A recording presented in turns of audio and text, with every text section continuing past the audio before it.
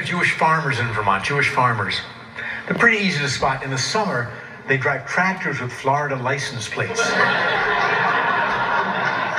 My niece has a 4-year-old. We were at a restaurant. He had to go to the bathroom, so I took him. He went into the stall. I was out there by the sink waiting, and apparently they had one of these electric toilets with the blinking red light.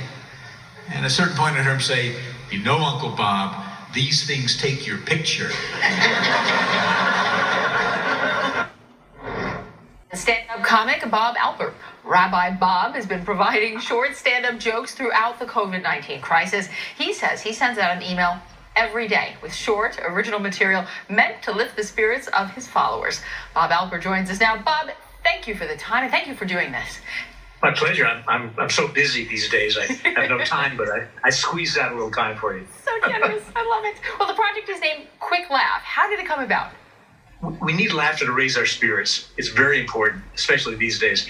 I get so much stuff, long 5-minute, 10-minute jokes. I figured people could use something daily. So I put them on every day. They're probably 25 to 50 seconds long, clips from my act. And then they can go about their business. And I'm finding the reaction has been marvelous all over the country. Why do you think it's important to have a laugh whenever you can? You know, because laughter is not just a recreation. It's not just diversion. There's a holiness to it.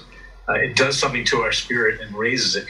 The best reaction I got, I've gotten a lot of reaction, was from a rabbi in Long Island. And he said, "I've had 5 funerals this week, 4 COVID-19 related. And your laughter, your jokes are what keep me going during the week." Oh, you gave me a little bit of goosebumps there. That's what it's all about, isn't it? Absolutely.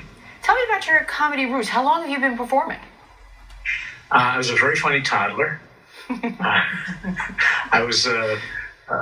put out an April Fool's edition of our high school paper. I always use humor.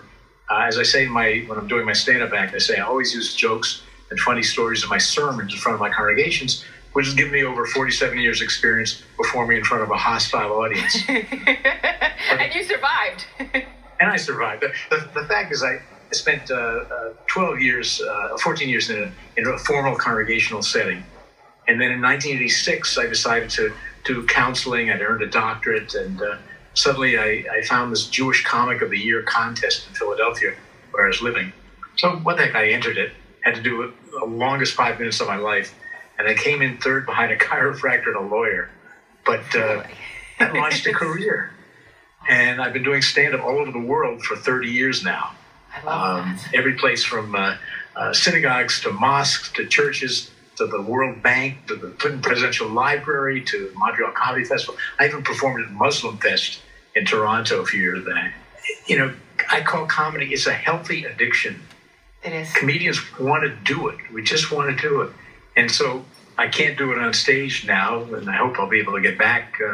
But I do comedy all the time, whenever, you know, in the supermarket, Shaw's, you know. If I find somebody in an aisle, I'll stand six feet away from them, or as we say in Vermont, a cow's length, and, just tell them a joke.